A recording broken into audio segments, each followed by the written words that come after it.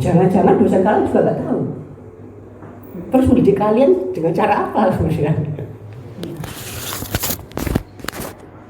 Nah, humanisme ini kalau kalian baca, saya kasih tahu contoh bukunya, satu saja ini saya bawa. Ini buku ini sudah saya baca berkali-kali sampai elek. Nah, humanisme itu konsep tentang manusia itu tidak tunggal, Mas.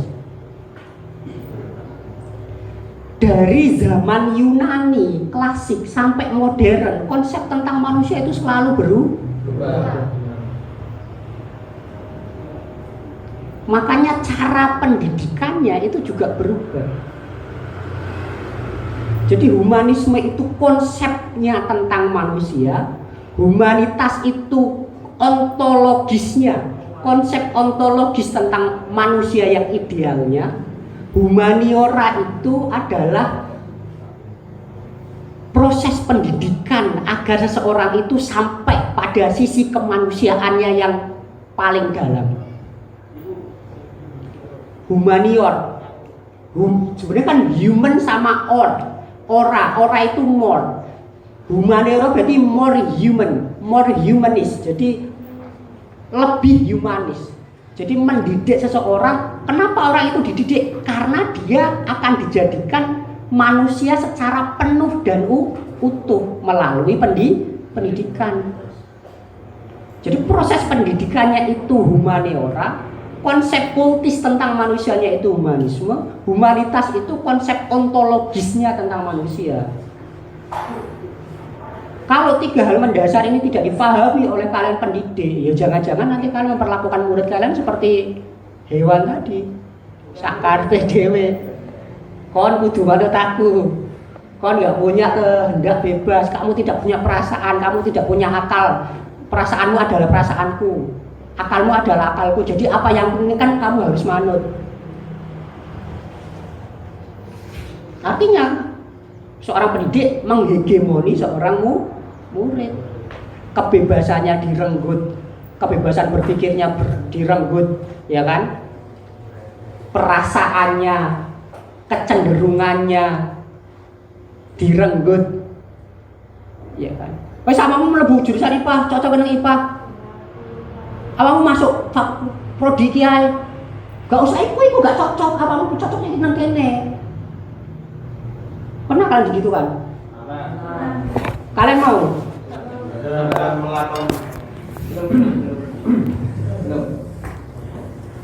Makanya banyak biasanya mahasiswa itu di semester 2 atau 4 itu merasa salah dulu. Kapok. Ya karena nggak semua pendidik tahu konsep hal yang paling mendasar tentang hal ini.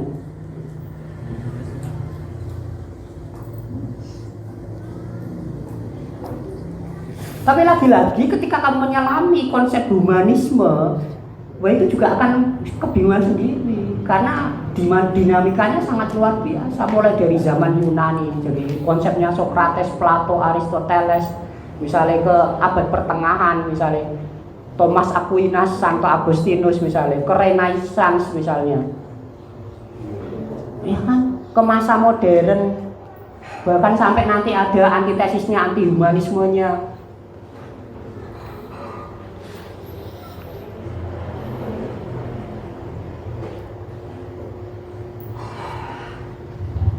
Harus berani bertanya sebenarnya kalian. Makanya saya itu suka filsafat. Kenapa? Karena dengan filsafat kemudian akan menghindarkan kita dari ya kesalahan-kesalahan mendasar semacam ini. Mau jadi pendidik nggak tahu apa itu manusia, nggak tahu konsep tentang manusia.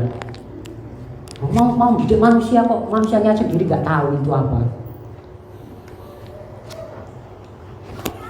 Maka akan banyak terjadi perlakuan yang tidak manusiawi. Nah, perlakuan yang tidak manusiawi itulah namanya dehumanisasi.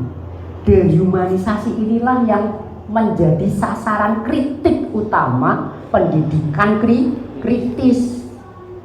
Karena ternyata sistem pendidikan kita itu banyak, ya kan, banyak membelenggu para peserta didik, para siswa, ya kan, menghegemoni, menguasai, tidak memberikan mereka kebebasan, tidak memberikan mereka ruang untuk berkembang sesuai dengan kemampuan, bakat, minat, keinginan, potensi yang ada di dalam dirinya.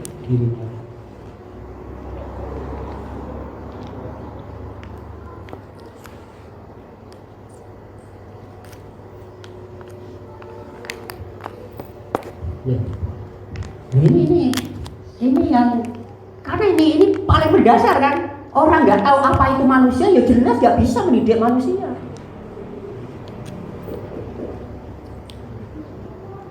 Ini baru kita bicara, saya pentok nih sekalian ya.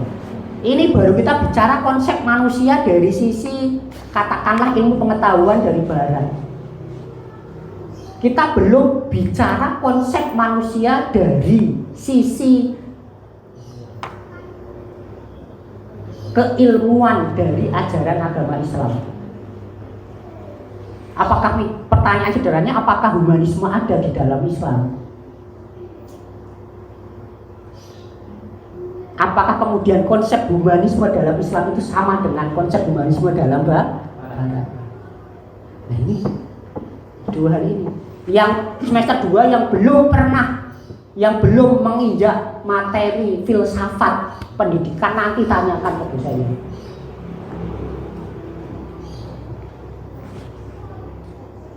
Kalau desanya nggak tahu apa humanisme, humanitas sama humaniora,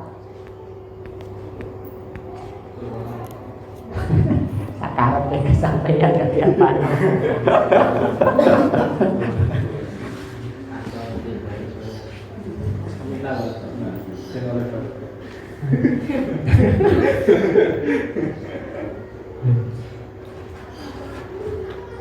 Paham ya? Mudeng. Jadi dehumanisasi itu sebenarnya kesalahan yang terjadi karena memang nggak paham, orang bodoh sebenarnya. Ketidaktahuan tentang konsep humanisme itu sendiri, ketidakketahuan tentang humanitas itu sendiri, sehingga humanioranya sebagai sarana untuk menyampai humanitas paling tinggi, untuk menyampai derajat kemanusiaan paling tinggi, itu salah. Humaniora yang ditempuh, humaniora itu kan proses pendidikannya, sehingga kita sebagai manusia nanti bisa sampai pada derajat humanitas, sisi kemanusiaan yang paling tinggi. Gitu. Sederhananya kalau kamu tahu itu kucing, ya didiknya seperti kucing. Kalau tahu anjing, ya didiklah seperti anjing. Kalau itu manusia, ya didiklah seperti manusia. Nah, tapi sayangnya tadi gak banyak orang yang tahu tentang apa itu manusia.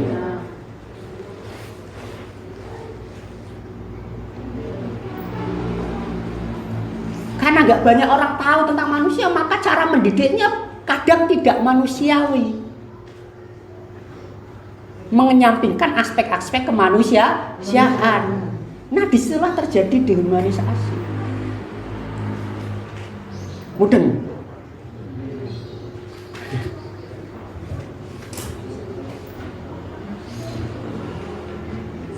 Pelan-pelan aja. Mikir soalnya. Mikir PKD kok gak mikir. Gak mikir ya aja PKD rek.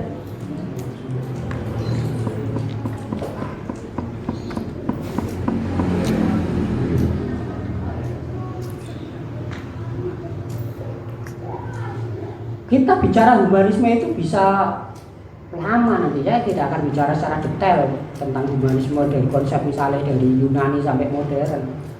Baca sendiri kalian kalau mau baca. Tapi pasti saya jamin pusing.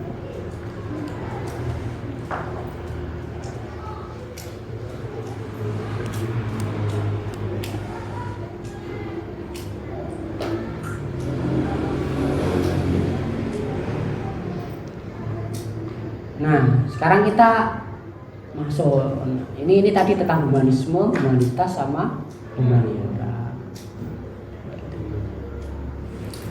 Ini konsep dasar yang memang selayaknya kita pahami bersama, apalagi kalian yang secara basic keilmuan itu sebagai pendidik, ya kan? Jangan sampai suatu saat kalian memperlakukan murid kalian, ya kan, tidak seperti manusia.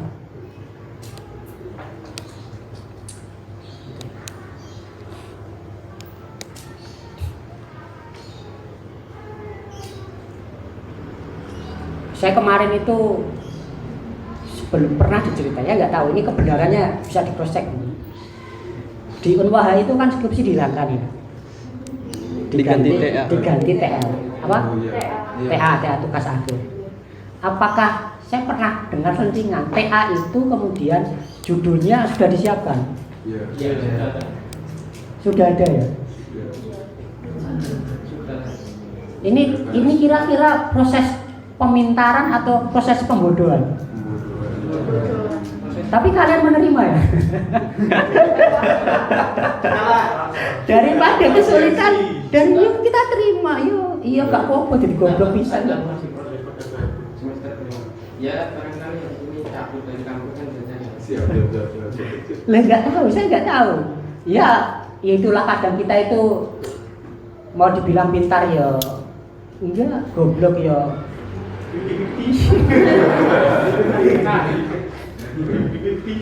Nah, salah satu proses untuk mengasah kemampuan berpikir kritis kita itu kan menemukan masalah di penelitian. Ketika kampus memberi kamu judul nyoblok garapen kon gak iso gawe judul dhewe.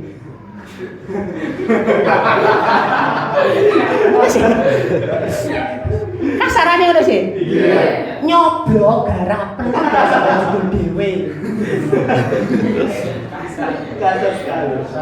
Tapi kan nanti biar mudah, biar cepat lulus ya. Ini kami ini syukur ya. Enak ya. Mas. Cocok ya. Coba nek tak kayak nyoblok garapen kon gak iso gawe judul dhewe. Kalian terima enggak? Mbok pikir aku goblok ta? Kowe pancen iya.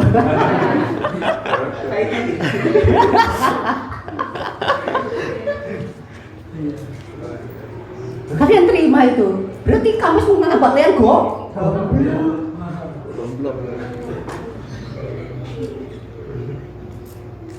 Di goblok-goblok kampus yo manut ae.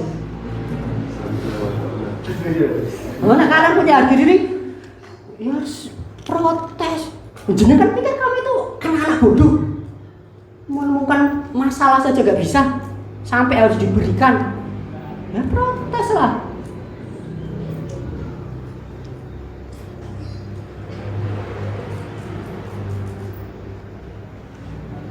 Daripada kangelan Pak, mending tak terima. Hilang nalar kritisnya itu. Di mana nalar kritisnya itu? Kamu cepat lulus tapi mengorbankan harga diri dan nalar rasional kalian sendiri. Senang jadi sarjana, senang lulus, tapi goblok.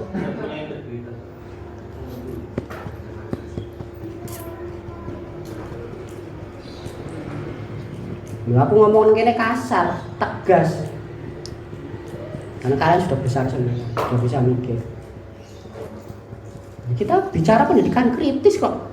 Gak kritis ya, gak pendidikan kritis namanya.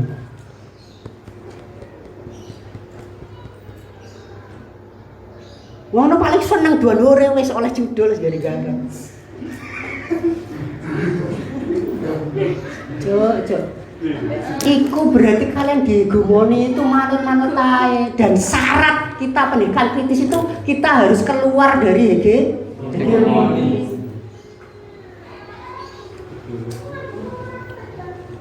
Jadi bocah aja teman-teman goblok ya. Makanya belajar diskusi, salah satunya di PMI, gak merek PKD gak ero sampean. Gak ero nek awake iki goblok.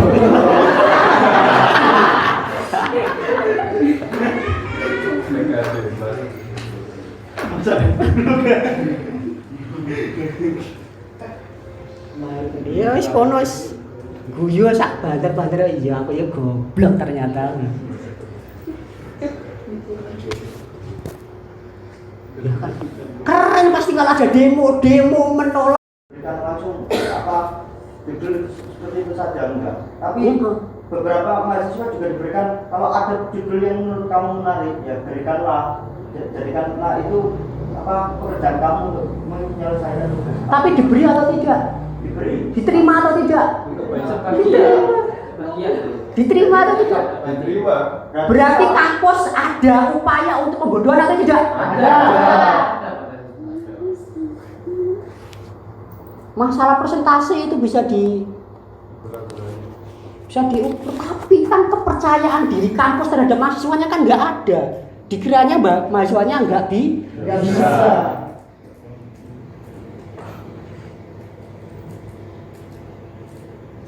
Kamu, ya kan?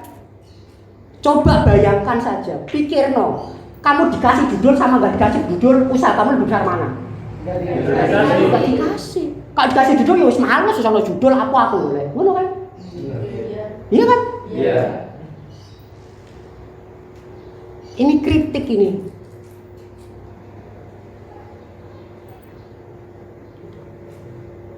Kalau kalian mau menyerang kritik ke saya, ya silahkan saya terima. Namanya kritik itu nggak ada yang kebenaran mutlak, nggak ada. Tapi apakah yang saya katakan tadi salah? Silahkan bangun argumentasinya sendiri. Oh ini gara-gara saya nanti protes yang lain, kamu diprotes yang lain. PMI menolak pemberian judul dari kampus yang lain, geruduk. Oh ini kok malah protes. Wes enak-enak dikasih judul kok diprotes. Sekarang saya tanya, yang menerima dengan yang menolak, banyakan yang mana? Berarti saya goblok kan yang pintar dari sini. Goblok. Berarti kampus itu mencetak orang pintar atau mencetak orang goblok? Goblok. Kok?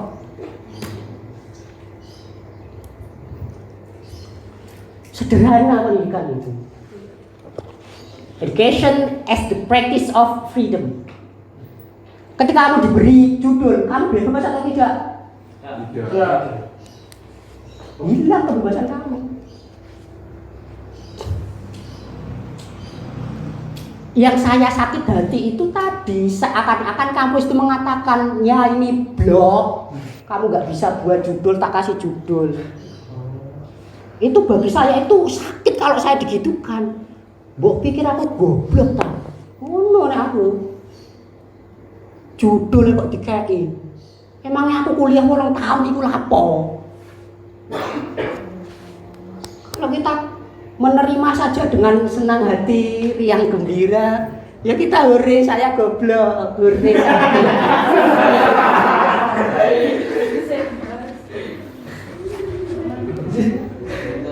Iya kan? Iya, Pak.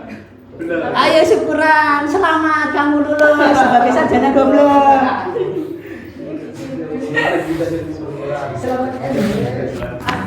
Ngono tak yang dicari kalian sebagai mahasiswa. Itu apakah semacam itu?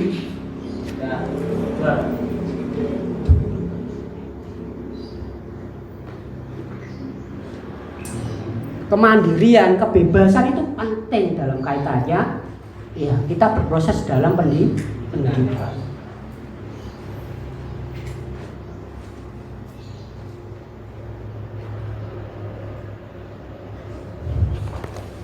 Makanya pendidikan itu harus kemudian membebaskan.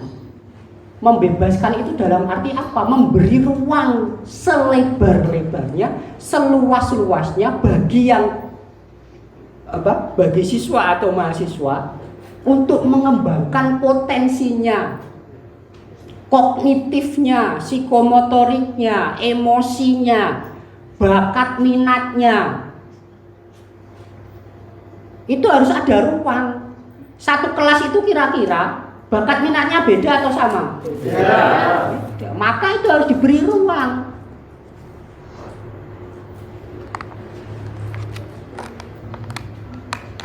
Tapi itu sulit.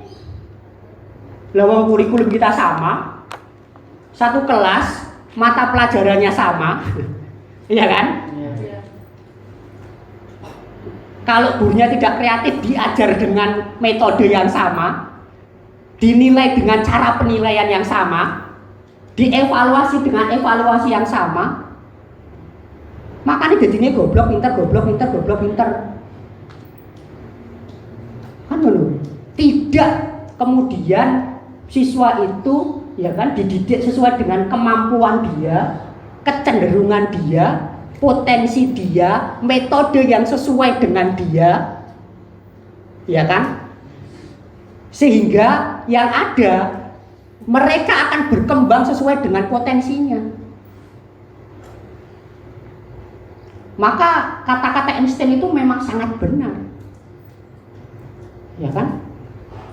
Jika kamu menilai ikan dengan cara dia memanjat pohon, maka ia akan meratapi seluruh atau sepanjang umurnya merasa dirinya sebagai orang yang bodoh.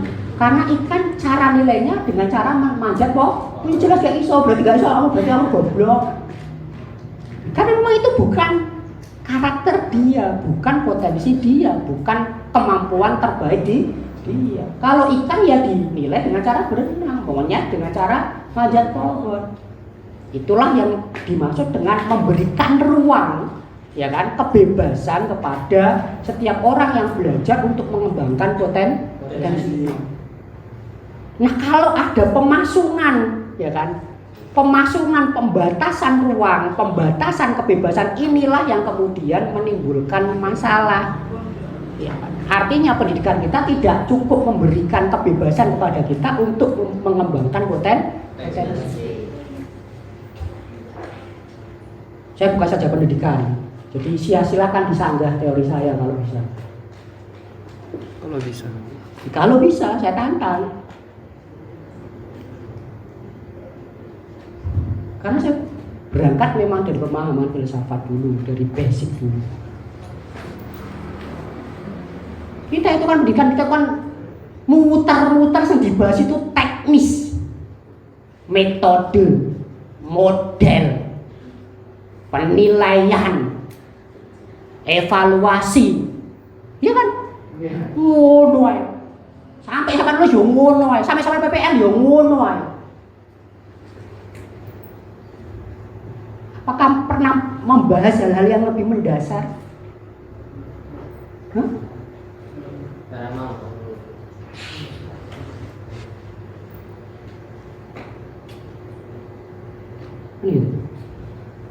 Jadi pendidikan kritis itu satu ini tadi ya, kebebasan. Kebebasan untuk apa? Untuk berkembang sesuai dengan kemampuan, potensi, karakter.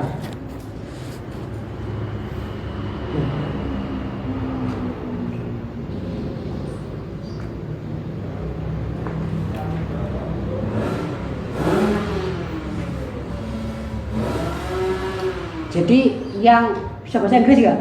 Saya nggak bisa ya. Wes ngono lah. Jadi terms of ini kata kuncinya di empowerment. Empowerment itu apa?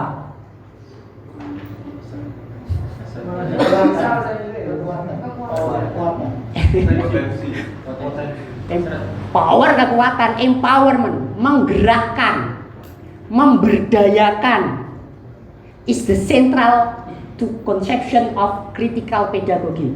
Jadi pendidikan kritis itu sentarnya itu, intinya itu pada menggerakkan, memberdayakan siswa, mahasiswa, peserta didik, menggerakkan mahasiswa didik, ya kan? Jadi ada di situ, ada pemberdayaan, bukan diperdaya, ya. Bukan diperdaya ya, tapi memberdayakan mereka, menghidupkan mereka. Jangan dimatikan. Tapi pendidikan kita selama ini seperti apa? Menghidupkan atau mematikan?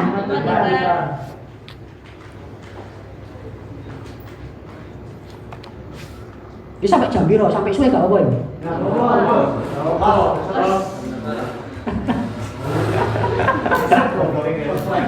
Cek gobloknya itu mubal pisan.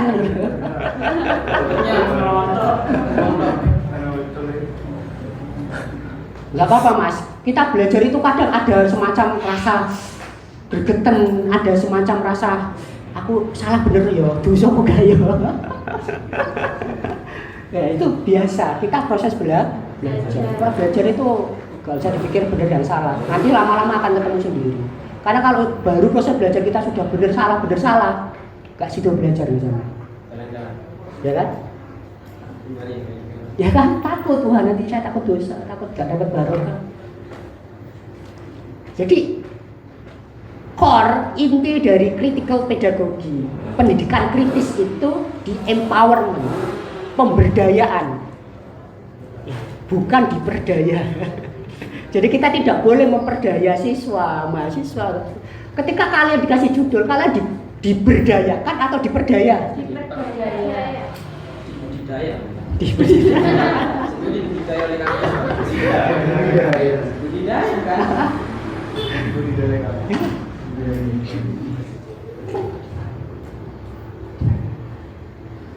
Jadi, tak kasih tahu. Jadi kalian itu biar tahu cara mengkritik kampus itu seperti apa. Aktivis kok nggak bisa kritik, bukan aktivis namanya. Nah kritik itu harus tajam, jangan hanya gede omong tok tapi nggak sampai nunjuk ke dalam. Ya punya landasan teori. Kritik agar ngomong tok ya gampang dijawab. Tapi kalau kritik dengan landasan teori, ya kan pasti orang mikir.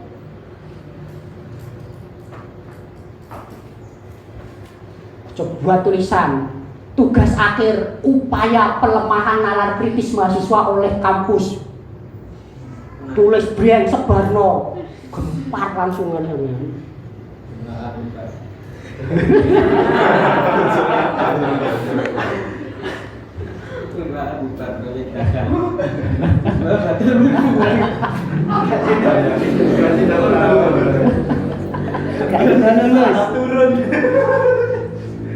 Saya mengatakan demikian bukan berarti saya ingin kemudian menghancurkan Luhut, tidak, tapi kebijakan itu harus memperhatikan, ya kan, mempertimbangkan, ya kan, ya itu tadi kemampuan nalar kritis mahasiswanya bagaimana, ya kan, kebebasan mahasiswa untuk tetap mendapatkan kesempatan melakukan tugas akhir secara secara personal, ya kan, menggunakan kemampuan sendiri seperti apa.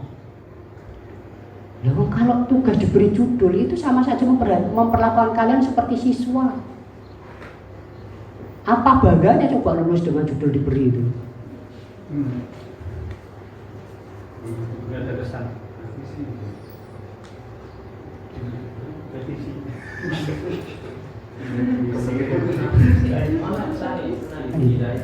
Jadi makanya pendidikan kritis itu harus empowerment, memberdayakan, menghidupkan, menggerakkan. Jadi kalian digerakkan untuk berpikir kritis, digerakkan untuk mengembangkan wawasan, mengembangkan wacana, ya kan? Kan itu. Bukan malah sebaliknya, dimatikan, dibunuh, dilemahkan, dibatasi. Ya kan? Dikurung, wis dipojokkan, wis mahasiswa iki nek kene ae gak usah nanti. Bahasa kasarnya diperkosa otak kalian.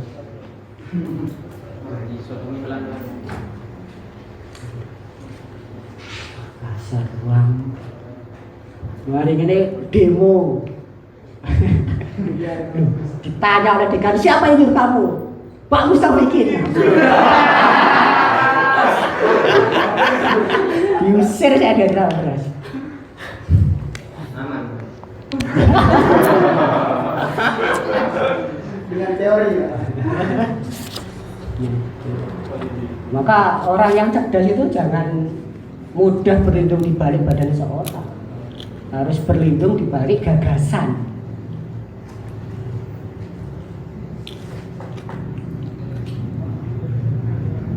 Empowerment.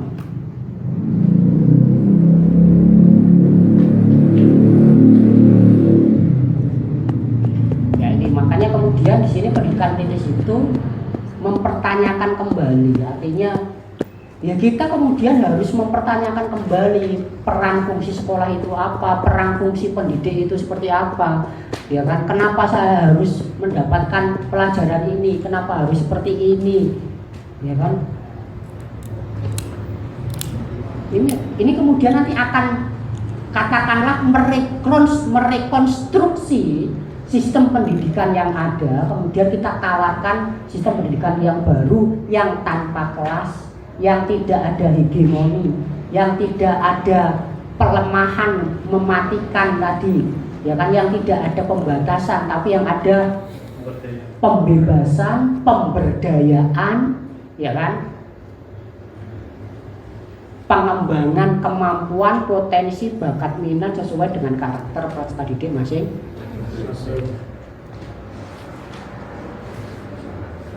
Apakah pernah kita berdiskusi dalam dunia pendidikan itu hak peserta didik itu dalam pendidikan seperti apa? Intinya kan kita masih didoktrin kamu murid harus taat pada guru. Ya kan, kamu harus taat aturan agar cepat lulus, agar nilai kamu baik. Nggak ada pelibatan ya kan untuk ikut berpikir secara kritis.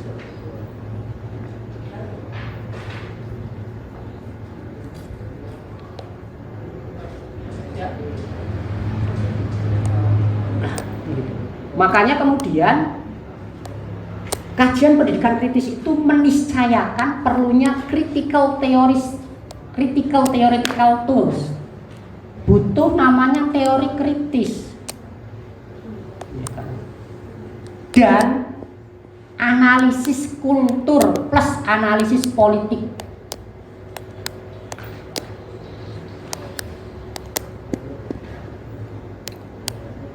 Kenapa kita butuh critical theories, teori kritis? Karena pendidikan itu tidak netral. Ada kepentingan-kepentingan politik, ada kepentingan-kepentingan komunitas, ada kepentingan-kepentingan tertentu yang ada di baliknya. Kenapa sekarang itu SMK sangat digaung-gaungkan? Hari ini itu kan SMK digaung-gaungkan ya. Bahkan secara anggaran pendidikan itu 70% masuk SMK, sisanya masuk SMA.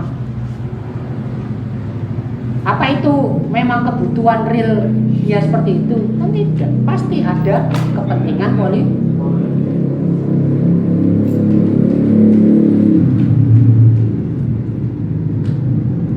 Kenapa kok kamu itu judulnya dikasih? Apakah itu memang kebutuhan dasar mahasiswa atau ada kepentingan lain?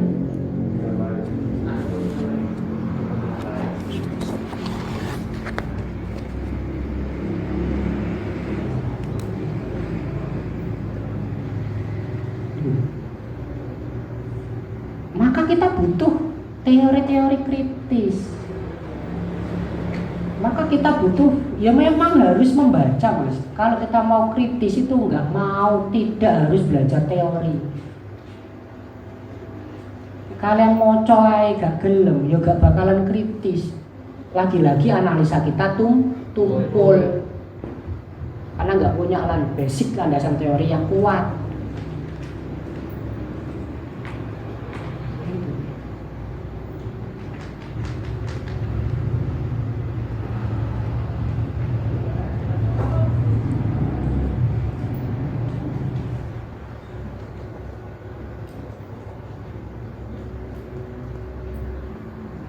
Salah satu basic cara berpikir kritis itu tadi, tidak mudah menerima kebenaran yang sudah ada.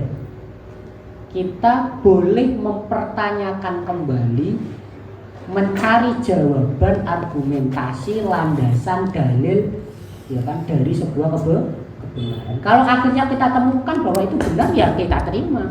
AUX mode.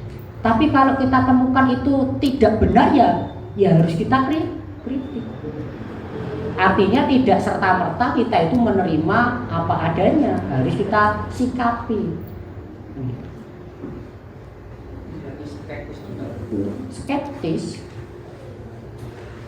Kenapa harus semacam itu? Karena sekali lagi di balik kebenaran itu secara nalar itu pasti ada kepentingan. Kalau dalam filsafat ilmu itu, ya kan, pengetahuan atau ilmu pengetahuan itu katanya kan value free, bebas nih nilai. Tapi nyatanya tidak value free, tapi valuable, momot nilai, penuh dengan kepentingan.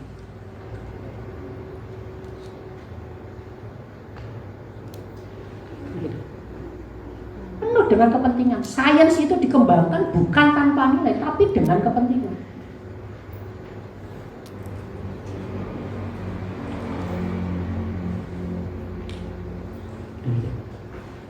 Nah, apa ini? Ya, jadi critical theory. Jadi bacalah teori kritis, kajian-kajian, buka kajian-kajian, diskusi, belajar.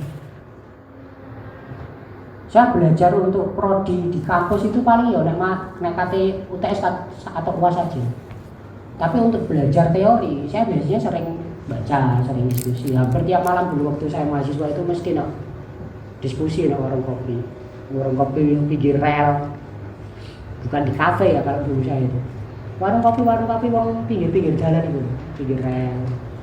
Kopi.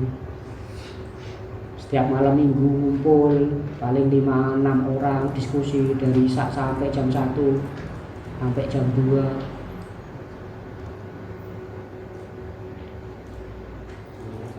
Ya sudah berusak karepe. Sak omong-omong ya. Tapi sebelum berdabrus ya maca dhisik ya. Jadi 1 minggu sebelumnya kita sudah bagi tugas. Bisa mau maca iki ya, mau maca iki. Nanti malam minggu kita ketemu. Nah, setiap orang mempresentasikan ya kan apa yang dia baca, menjelaskan ke teman-teman yang lain. Akhirnya kan tukar pengetahuan. Jadi banyak yang kita dapat. Ada 5 orang masing-masing baca 1 buku, 1 malam kita bisa memahami 5 buku.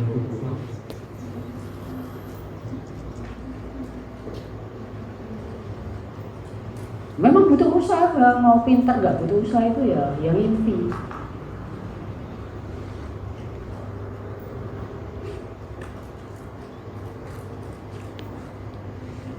Nah, ini tadi tujuan utama pendidikan itu adalah merebut kembali kemanusiaannya manusia atau humanisasi setelah mengalami dehumanisasi.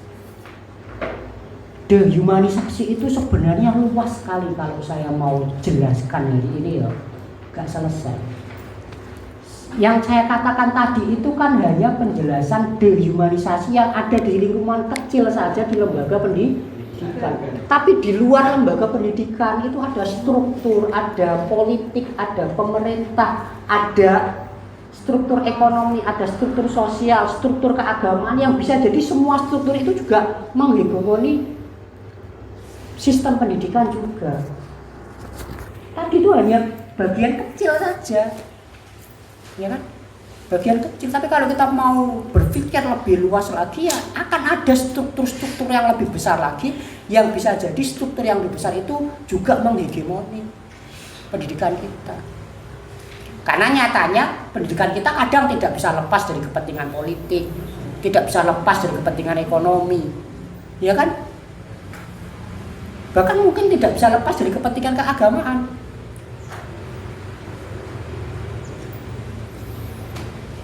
Macam itu.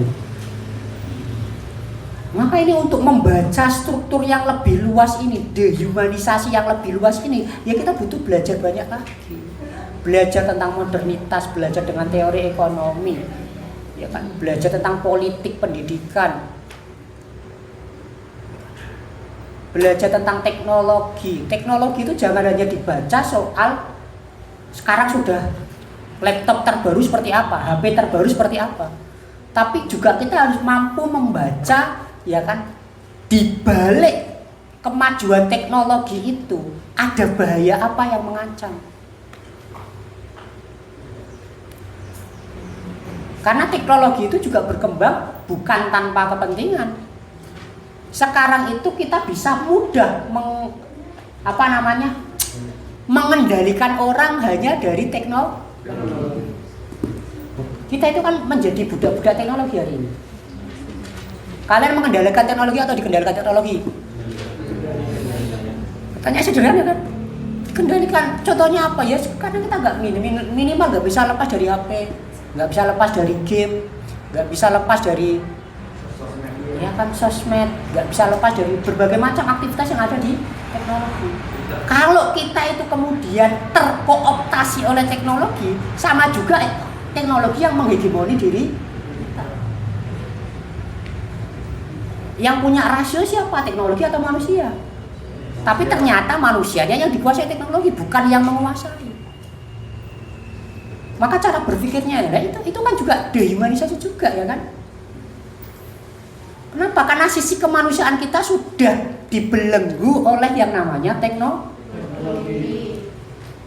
Ini baru teknologi, ekonomi lebih parah lagi. Siapa kalian yang tidak menjadi budak ekonomi? Kita semua jadi budak ekonomi.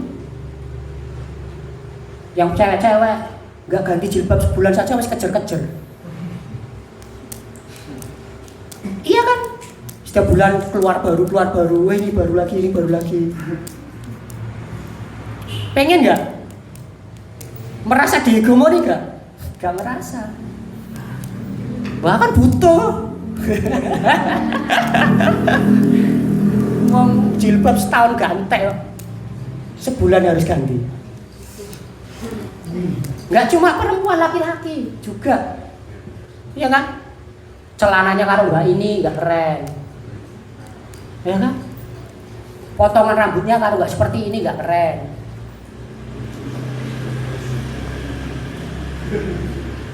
HP-nya kalau nggak merek ini nggak keren. Itu kan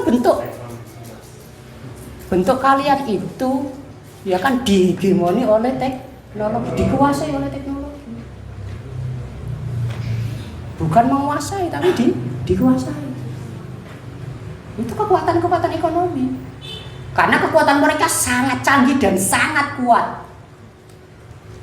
Kekuatan kapitalisme disertai, didukung oleh kekuatan teknologi itu menjadi perpaduan superpower yang nggak bisa dikalahkan hingga saat ini. Nah, setiap hari kalian Shopee, di TV Shopee, di HP Shopee, itu kan iklan terus ya kan, dibombardir iklan yang luar biasa. Akhirnya kita kan juga tertarik juga. Kan gitu.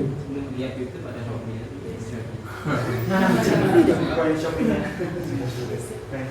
Jadi karena kemudian kita banyak dikendalikan oleh kekuatan luar dari diri kita, entah itu namanya kapitalisme, entah itu namanya teknologi, entah itu namanya politik, ya kan budaya luar misalnya, ya kan postmodernisme, itu pemahaman tentang postmodernisme.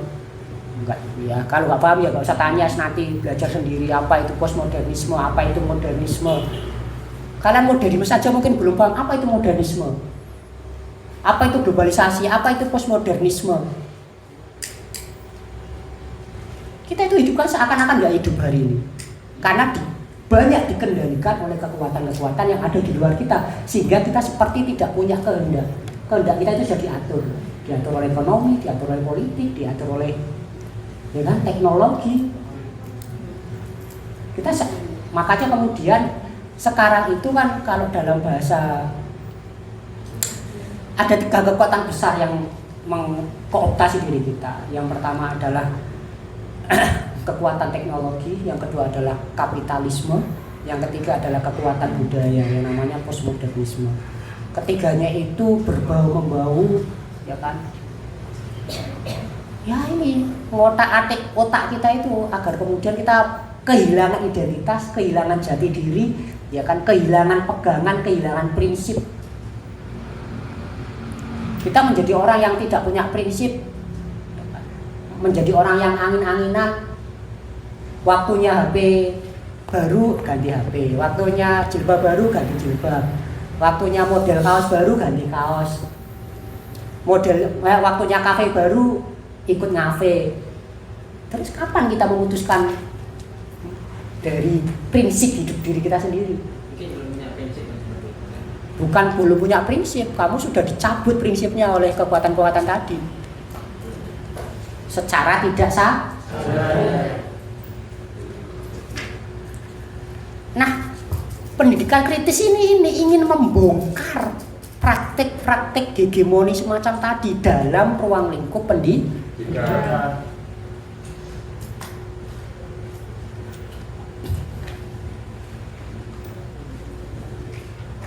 Karena lembaga pendidikan pun kadang tidak netral, ada kepentingan-kepentingan tertentu. Kan gitu, kepentingan menaikkan akreditasnya, kepentingan menaikkan jumlah mahasiswanya, kepentingan meningkatkan level ketenaran universitasnya. Penting mana memikirkan mahasiswanya dengan memikirkan nama tadi? Mahasiswa itu gak usah dipikir, seperti yang lulus mari. Wah hebat, tepat waktu 4 tahun, 3 tahun setengah. Selamat, Anda goblok.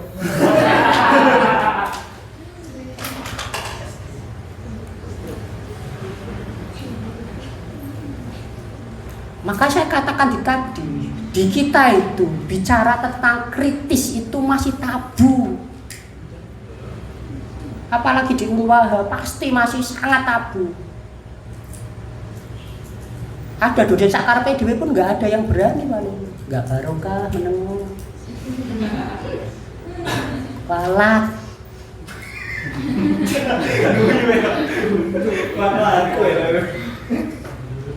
Gak apa-apa, kita sudah bayar full SPP 8% tapi gak tahu kuliah, gak apa-apa, berkah.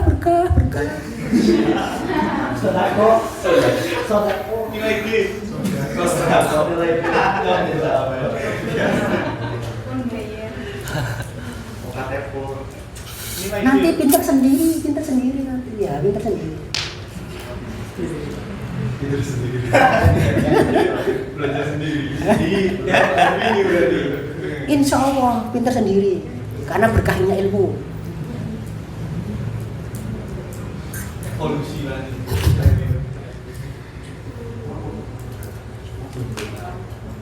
Jadi upaya pendidikan kritis ini ya upaya untuk membongkar hal-hal semacam itu. Jangan sampai kita itu goblok tapi merasa tidak goblok, dihegemoni tapi merasa tidak dihegemoni. Kita merasa semuanya baik-baik saja, kita merasa kita fine saja, kita malah merasa berprestasi, ya kan? Bangga lulus cepet. Mereka bingung katanya apa.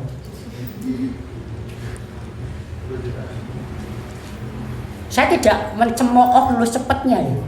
Saya mencemooh prosesnya yang kosong. Lulus cepet ya nggak masalah, tapi prosesnya yang padat berisi. Kan gitu kan?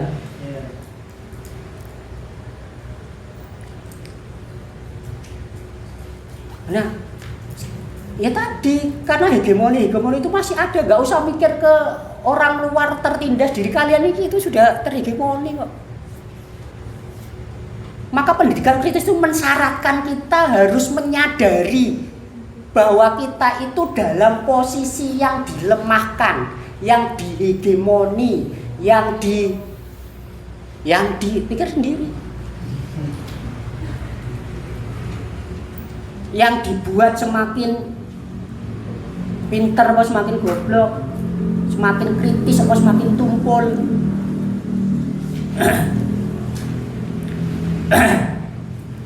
Ya kan? Saya itu sebagai dosen paling seneng nek diprotes mahasiswa. Ono debat aku seneng aku malah. Ayo debat-debatan malah, ayo.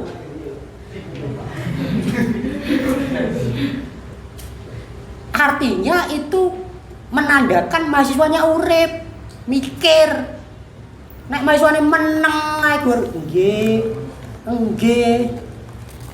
Wah, itu malah masalah itu.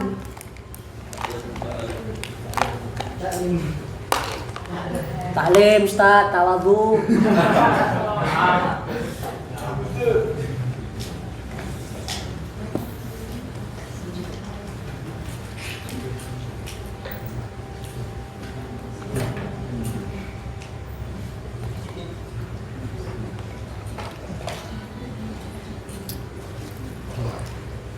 Nah ini kita harus mikirnya ke situ. Bukan ke situ. Kalau kalian nanti sebagai sebuah pendidik profesi guru itu minimal kalian paham ketika kalian mendidik murid-murid kalian itu tidak mudah menghegemoni, tidak mudah mengkooptasi. Murid itu bukan barang, bukan benda yang bisa seenaknya kalian taruh, kalian lempar, kalian ya kan, otak-atik. Mereka itu punya pikiran, punya perasaan, punya keinginan, punya emosi yang semuanya harus disalurkan sesuai dengan karakteristiknya masing-masing.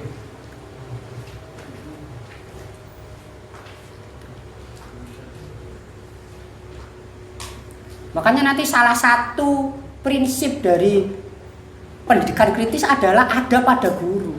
Gurunya memang betul-betul harus menjadi yaitu orang yang bisa menggerakkan tadi, orang yang bisa memberdayakan tadi. Kalau gurunya tidak semacam itu, pendidikan kritis tidak akan jalan.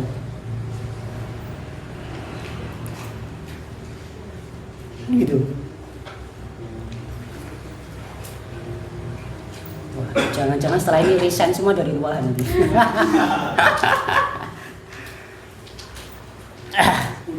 Nah, ini sedikit saja prinsip ya. Prinsip itu artinya sesuatu yang harus dipenuhi ketika kita kemudian mau betul-betul menerapkan pendidikan kritis.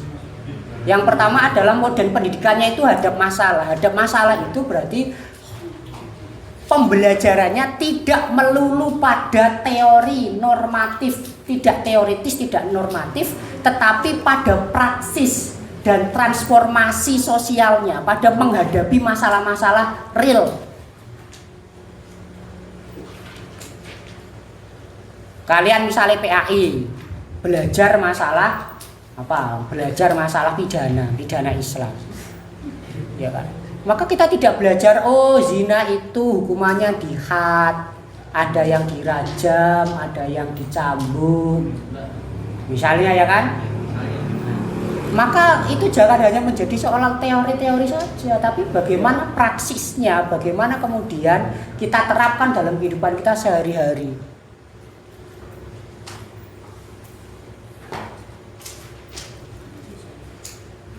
Dibawa ke ranah praksis. Bahkan kalau kemudian ada hukum-hukum tertentu yang merasa tidak adil, harus ada transformasi sosial, harus ada keberanian untuk merubah. Sekarang di Aceh itu kan diberlakukan hukum cambuk itu. Menurut kalian adil atau tidak itu? Adil, itu ketentuan Allah Subhanahu wa taala, adil, jangan sampai ada yang membantah dosa kalian. Allahu Akbar. Coba kamu diperkosa jadi korban, setelah itu ketahuan ya kan, wilayatul hisbah, kemudian dicambuk 100 kali. Wes diperkosa, dicambuk, terima gak sampean? Enggak.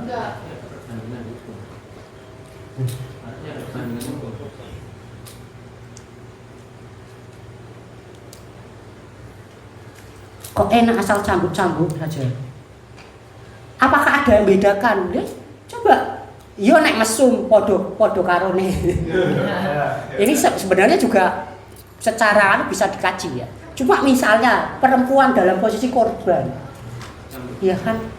Dia dikorban dapat pelecehan seksual, dia juga dapat hukuman cambuk 100 kali, double. Psikisnya hancur, biologisnya hancur. Ya kan? Terus apa yang mau dipertahankan? Bagaimana kita membela perempuan itu?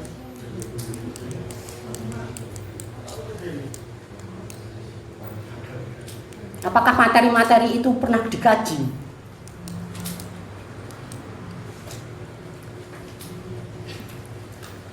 Karena kita itu teoritis semua kan. Mana yang kemudian praktis transformatif? Hampir sekian persen. Sedikit sekali persentasenya.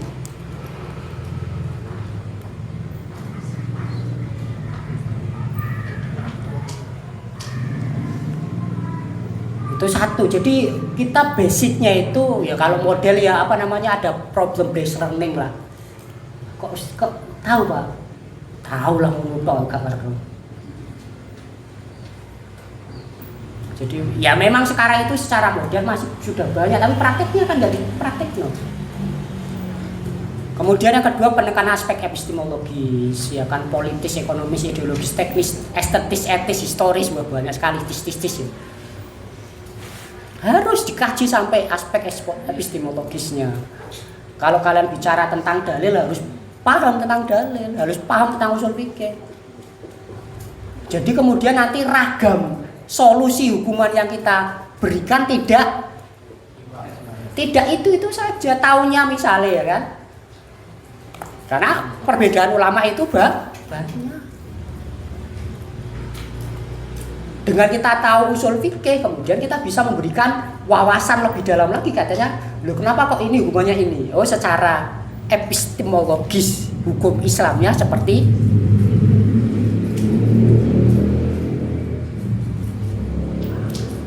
aspek politiknya, aspek ekonominya, ideologinya, historinya. Itu harus kemudian kita perhatikan betul-betul. Ini kuliah 1 semester ini.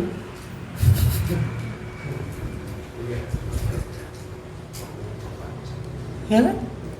1 semester belum tentu olehnya ini sampean.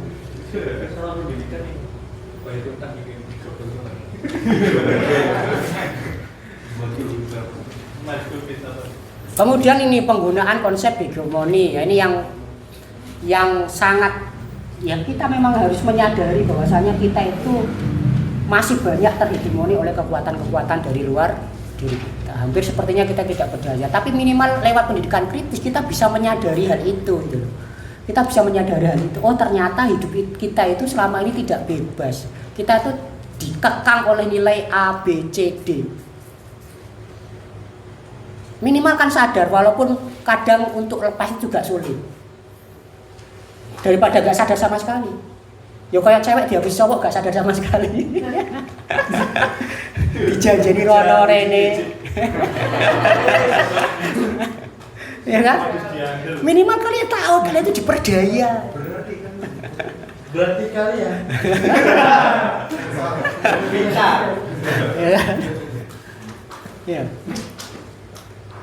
Nah ini yang keempat, pendidikan kritis menilai posisi pendidik ya, adalah sebagai pekerja budaya yang berperan sebagai intelektual transformatif. Jadi seorang pendidik itu harus mentransformasikan gagasan intelektual, bukan hanya menelurkan teori saja, tapi bagaimana kemudian teori ini bisa kita kembangkan, bisa kita terapkan dalam masyarakat, sehingga masyarakat nanti bisa bertransformasi, berubah dari situasi yang tidak baik menjadi yang lebih baik lagi. Yang kita miliki gagasan itu juga diungkapkan sebagai opsi. Iya. Perlu landasi teori lagi. Penekanannya artinya kita sebagai pendidik itu harus bisa melakukan transformasi intelektual. Transformasi itu bukan hanya transfer, tapi dikembangkan. Dengan transformasi intelektual nanti kita arahkan untuk bisa melakukan transformasi sosial, perubahan sosial. Iya. Karena sekali lagi kalau pendidikan kritis itu ranahnya pada praksis emansipatoris, pada praksis transformatif, bukan hanya bergerak pada ranah teori dogma kan gitu, normatif kan gitu.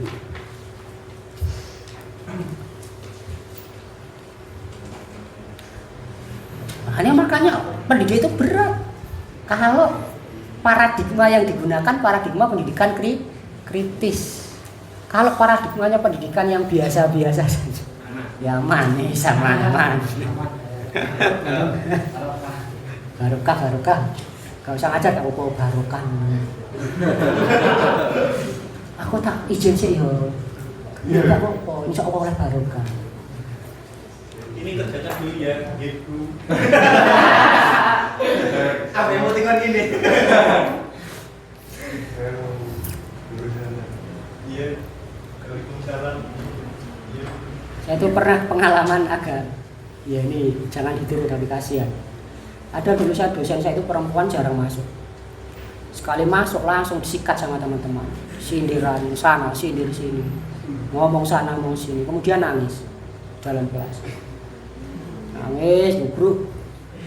Besoknya lagi nangis lagi. Ya kena kritik teman-teman itu. Yang kedua itu ada teman saya yang celentuk. Nangis mana?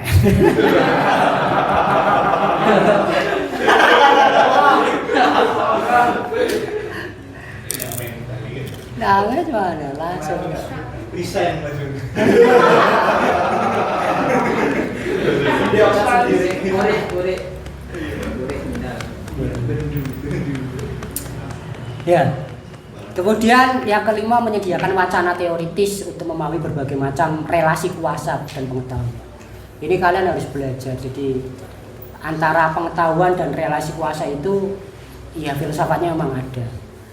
Nah, kalau kalian belajar filsafat kalian pasti akan menemukan nanti relasi antara kuasa, kekuasaan politik.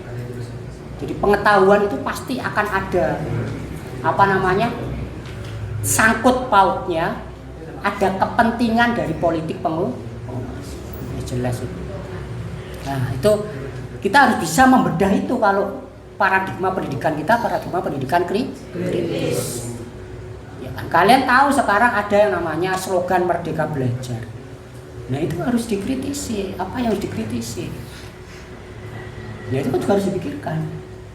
Apakah memang betul-betul mengusung Merdeka Belajar ala pendidikan kritis ini atau hanya kedok saja, ya kan? Nah, itu kan harus dipahami betul-betul konsepnya seperti apa, landasan teorinya seperti apa, proses pelaksanaannya seperti apa sehingga nanti kita bisa mengkritik hal tersebut.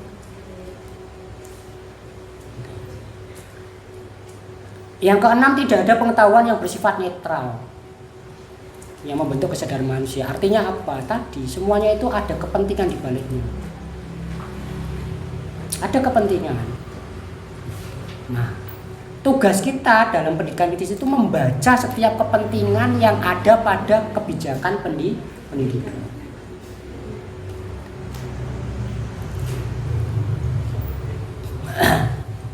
Yang terakhir ini menggunakan dunia secara reflektif untuk mewujudkan praksis transformasi pengetahuan melalui kritik epistemologi. Artinya gini, karena pendekatan yang kita gunakan itu selalu menggunakan ini ya kan, transformasi pengetahuan, pengembangan pengetahuan, maka nanti kemudian hal tersebut, pengembangan itu kan akan lahir kalau terjadi kritik sebenarnya. Kritik terhadap pengetahuan yang sebelumnya. Nah, kritik-kritik itu namanya kritik epistemologis. Bangunan-bangunan pengetahuan sebelumnya kita kritik. Untuk mengkritik memang harus paham dulu. Kita mau mengkritik misalnya sebuah teori, ya kita harus paham dulu teorinya. Kalian mau boleh mengkritik teori kritis misalnya, tapi pahami dulu apa itu teori kritis. Karena kita itu sekarang kadang banyak orang kritik tapi nggak tahu apa yang dikritik. Akhirnya kritiknya ngawur, tumpul kan.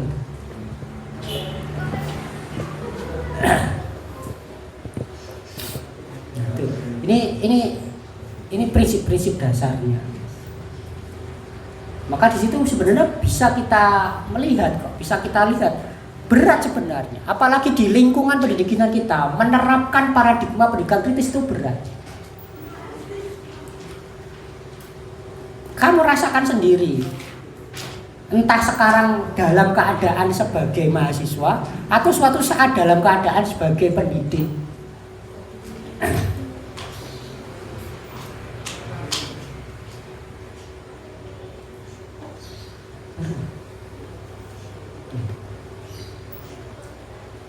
Hal yang indikator paling sederhana saja. Saya sebagai dosen itu tidak pernah memarahi orang ketika berpendapat. Tidak pernah memarahi mahasiswa ketika mengeluarkan pendapatnya. Sengawur apapun, sesakar pede apapun, akan saya berikan pendapatnya.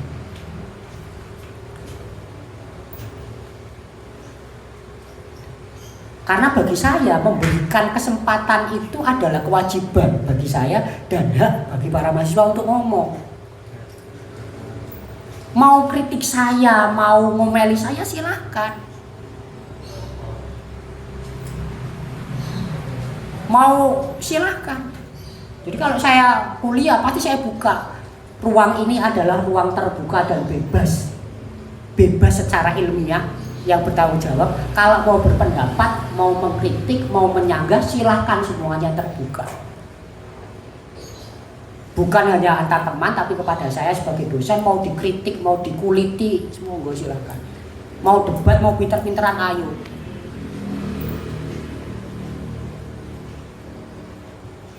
Nek sampan gue pinter sekolahku langsung oleh A+. Gak usah ujian, gak usah apa, langsung tak kayak A+. Debat karena aku menang, gue pinter, langsung tak kayak A+. Aku niru dosen saya itu ada yang pernah. Kalau di antara kalian yang pernah membaca buku yang belum saya baca, gak usah kuliah, langsung kasih A+.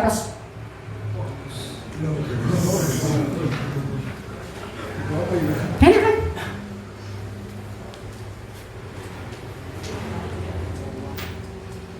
Fair. Kalau di ruang kelas itu berpendapat saja kemudian sudah dibully, nggak ada kebebasan di situ.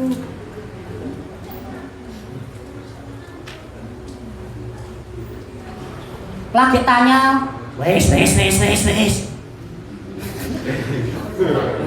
Mau berkembang dari mana?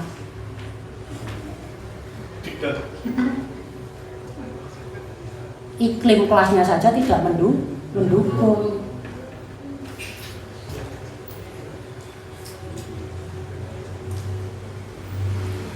Maka dulu saya ketika di kelas ya sering bantai orang, gak masalah. Ngeri saya mahasiswa, sekarang sudah jadi dosen agak kalem.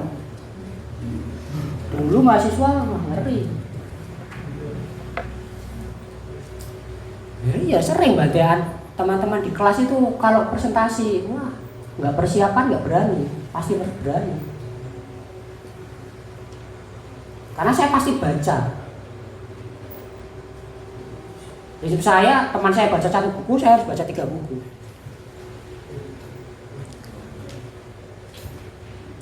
Dan sering juga dosen Bapak Mustafikin itu tanya atau ngetes. Dua-duanya, Bu. Gak apa-apa, daripada menang. Biar kapok yang presentasi gak serius. Mau mati kutu depan dosen, ya wes presentasi tanpa persiapan. Tak ajar bisa-bisan. Jadi gak berani di kelas saya itu mau presentasi gak persiapan, pasti persiapan. Mau persiapan aja kadang ngajur, apa gak persiapan.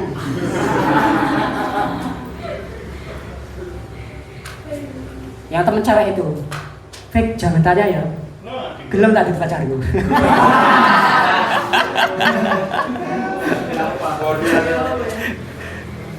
Macam-macam. Agar nalarnya itu berkembang di kelas itu. Jangan sampai kalian kuliah di kelasnya melempem, nalar kalian nggak berkembang.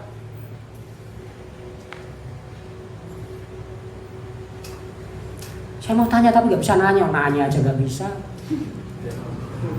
Karena nanya itu bukan perkara yang mudah. Banyak pertanyaan yang berkualitas itu nggak bermutu pertanyaannya. Tolong jelaskan pengertian. Kan goblok ta, pengertian iso diwaca. Ngono kok takokke, gak iso maca ora. Mau enak ngomongnya. Jawabannya sikat jelas berjalan. Tanya pengertian ya sikat sih. Apa pengertian? Gak bisa baca ya Mas? Dibaca, ada kan pengertiannya.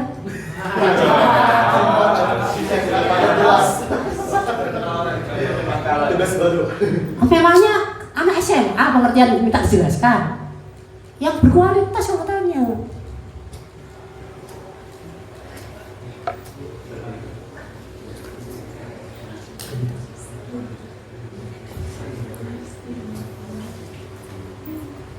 Kalau mau tanya berkualitas, belajar filsafat ilmu, belajar epistemologi, aksiologi, ontologi. Nanti pertanyaan kalian akan berkualitas.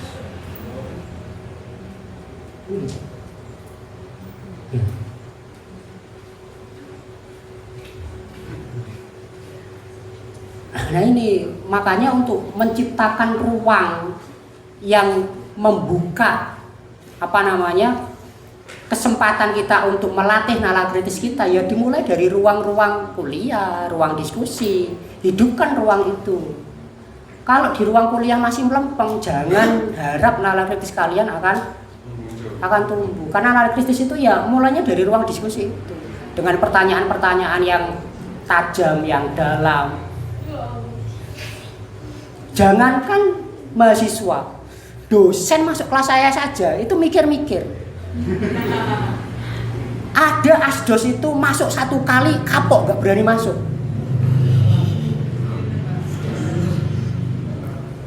Ada kan asdos ya kan, dosennya agak sepuh, yang gantikan asdosnya. Makanan empuk ini. Hajar, besoknya gak berani masuk misalnya. Kata dosennya, ya sudah gak berani. Kalian itu kalau ngomong gak, istilahnya lebih sopan sedikit. Asisten saya gak berani masuk di kelas ini.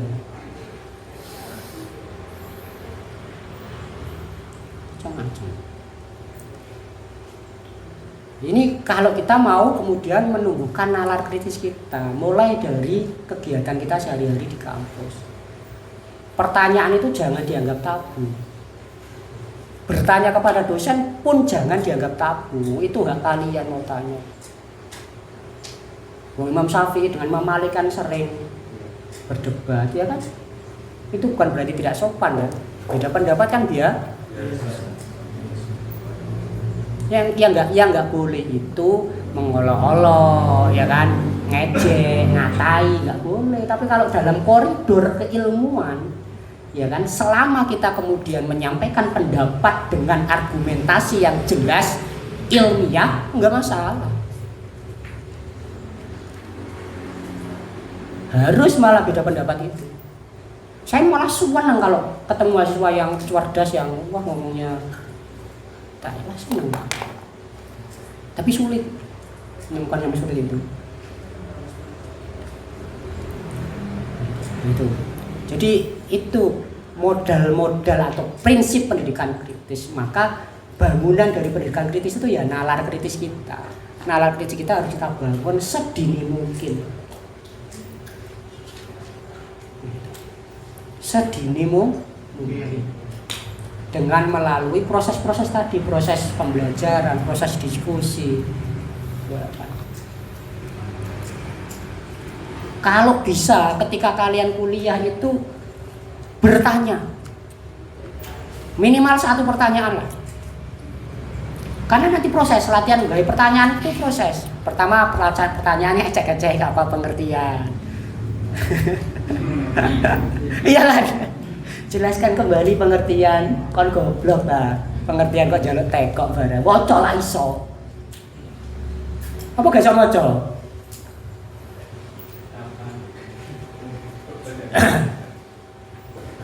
Jadi levelnya mahasiswa harus di itu, di atas itu analisis sudah.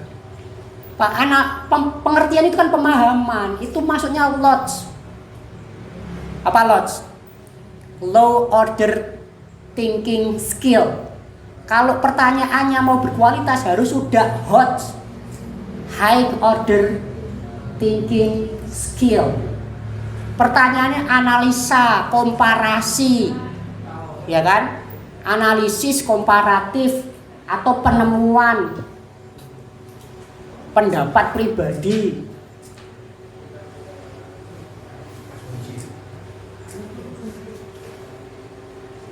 Kan gitu. Nah itu harus kalian kembangkan nalarnya. Kalau nalarnya tidak kritis, ya mustahil kita menciptakan lingkungan pendidikan kritis.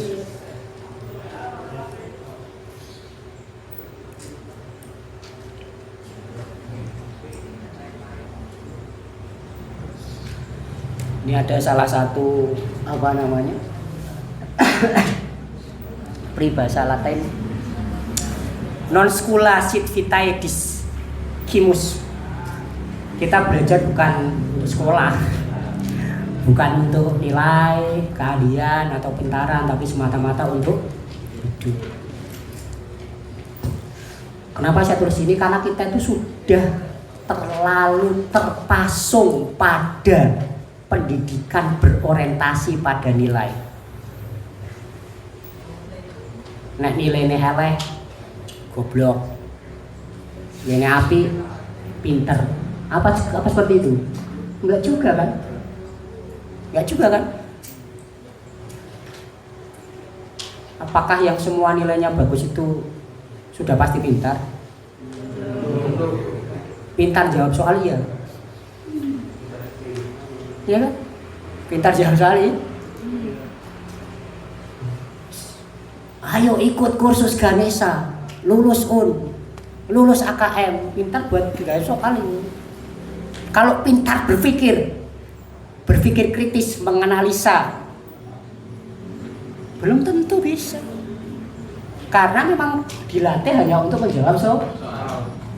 Itu bahayanya kalau pendidikan hanya untuk menjawab soal, nanti manusianya tidak bisa menghadapi kehidupannya nyata, menghadapi masalah-masalah real kehidupan, menghadapi hegemoni, menghadapi penindasan, menghadapi persaingan. Nggak bisa, karena yang dilatih hanya kemampuan menjawab soal, bukan kemampuan kognitifnya, nalar kritisnya, kemampuan memecahkan masalahnya, mencari alternatif masalahnya, mencari opsi-opsi, ya kan, membangun komunitas, kolaborasi, membangun komunikasi, membangun jaringan, membuat kreativitas, mengeluarkan ide, menyampaikan gagasan.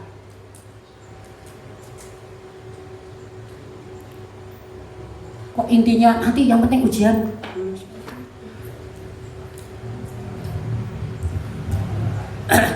Jadi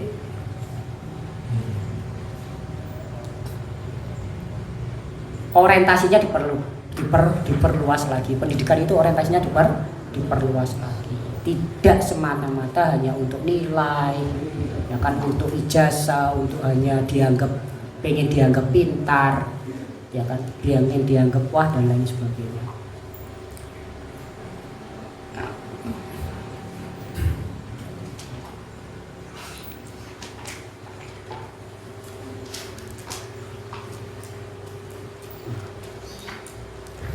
Terakhir ini tadi yang saya tulis sebagai moto itu saya kutip dari Socrates. Apa bacanya ini?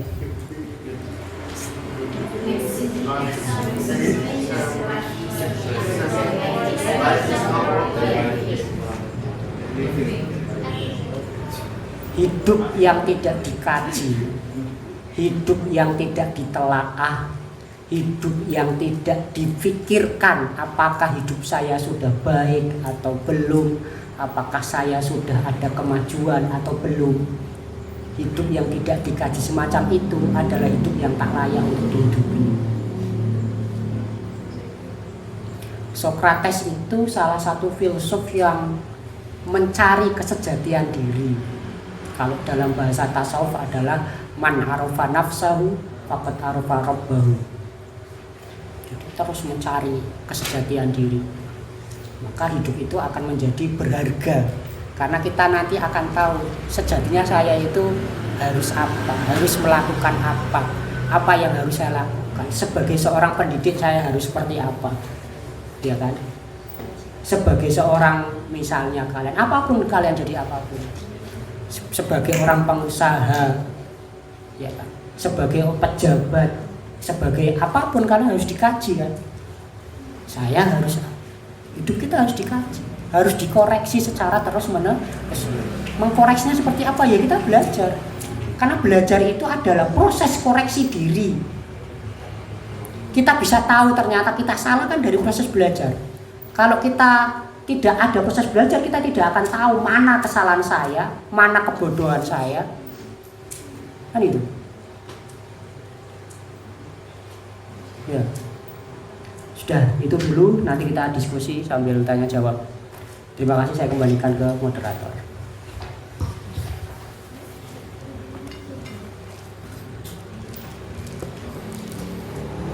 Terima kasih Pak Mustaufikin telah memaparkan materi dengan sangat gamblang sekali dan menjadikan kita yang bodoh semakin bodoh.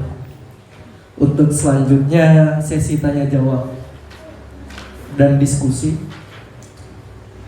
Silakan para sahabat-sahabat untuk bertanya. Silakan. Ya, baik. Assalamualaikum warahmatullahi wabarakatuh. Perkenalkan, nama saya Muhammad Abdul. Saya dari Rayon Al-Amin, Komisariat Pembangunan. Tentang materi disampaikan oleh Bapak yaitu pendidikan Inggris. Di sini saya ingin menanyakan beberapa pertanyaan. Dimana kan tadi sempat disinggung bahwa bahwa seharusnya itu mahasiswa itu berpikir secara kritis. Tetapi ada Bapak itu mahasiswa itu mengutarakan pendapat, namun sama dosennya itu ditolak karena alasannya tidak sopan gitu atau kurang atribut. Tapi mahasiswa itu membantah bahwa dia itu merasa sopan dan mengutarakan pendapat itu ada dasarnya gitu. Tetapi dosennya tidak mau tahu, akhirnya mahasiswa itu dikeluarkan. Itu pertanyaan saya yang pertama. Terus yang kedua tentang Curhat ini. tentang kebebasan berpikir berpendapat. Karena kita sendiri juga tahu bahwa semua orang itu berhak mengutarakan pendapat tanpa memandang apapun. Sini ada satu kasus yang katakan bahwa ini ada teman saya itu yang tanya kepada dosennya, tetapi sama dosennya itu enggak kayak dibatasi gitu. Artinya dalam pertanyaan itu cuma dibatasi gini gitu. Dan sedangkan ketika mau tanya lagi itu tidak ada kesempatan gitu. Ini kan saya tanyakan apakah dari dua cerita tersebut itu juga termasuk dalam dehumanisasi gitu.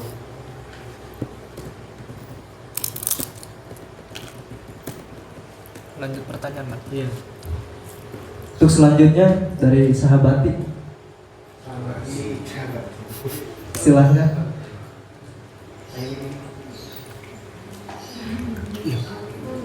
Objek hegemoni paling besar itu perempuan.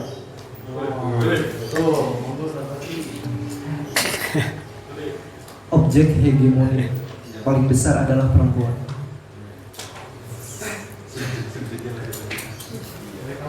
Silahkan sahabat Yusuf. Ya, assalamualaikum warahmatullahi wabarakatuh. Ya, ingin sedikit bertanya mengenai tadi pendidikan kritis. Ya, itu saya dengan pemaparan dengan tadi, kira itu lebih cenderung ke bagaimana sih terus kemudian kita kan kita itu hidup di iklim pendidikan yang kemudian tidak mendukung akan iklim pendidikan kritis itu sendiri.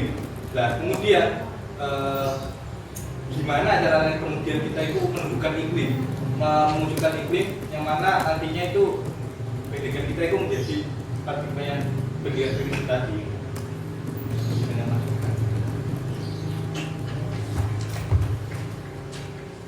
Selanjutnya sahabat Oki, silakan ada pertanyaan dari sahabati, sahabat MH.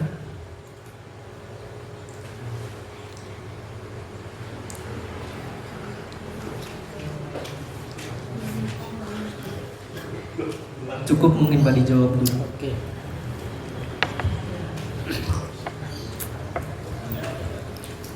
Oke, terima kasih. Ada 3 pertanyaan. Pertanyaan pertama sedikit curhat.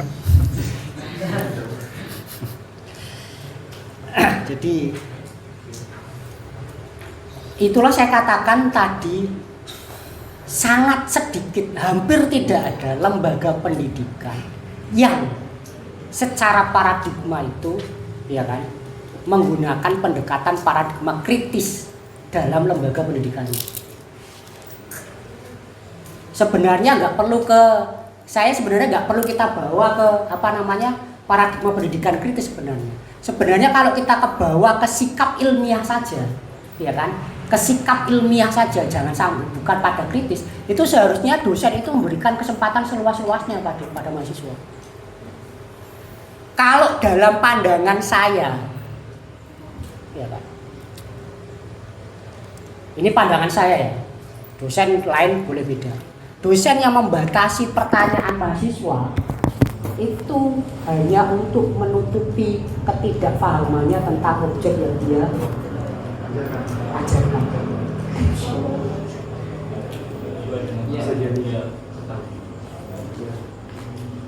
Dan malu untuk berkata tidak tahu. Kalau saya belang-belang terang-terangan. Kalau saya tidak tahu, memang tidak tahu. Saya mau belajar dulu. Mau nggak tahu, masa tahu. Makanya ruang kuliah itu bagi saya adalah ruang terbuka, ruang ilmiah. Selama kita berpendapat menggunakan argumentasi rasional akan diterima, kecuali argumentasinya emosional. Saya tidak suka dengan kebijakan Pak Jokowi karena Pak Jokowi cebong. Oh, Pak Jokowi. Maksudnya karena sentimen politik misalnya, sentimen ras, sentimen agama, golongan kelompok, nggak terima. Yang penting argumentasinya rasional ilmiah. Saya terima, saya buka. Mau ngomong apapun saya buka. Batinku, gayane, sak pinter-pinter mahasiswa kok ngopo sih? Ayo debatkan aku. Kalau dari mata kuliah yang saya kalau yang ngono-ngono tok.